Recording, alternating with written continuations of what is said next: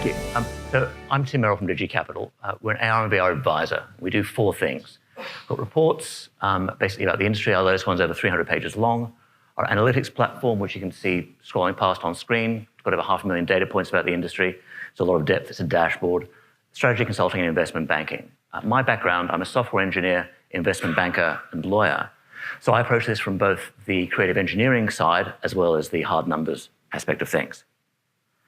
Now, the industry is already, even though it's very early stage, quite crowded. Lots of different sectors, many different companies, using computer vision in different ways across the different parts of the industry. What we'll do today is dive into some of the hard numbers, and I'll give you some real-world examples as to where computer vision and AR in particular, as well as VR, are crossing over and delivering real return on investment for customers.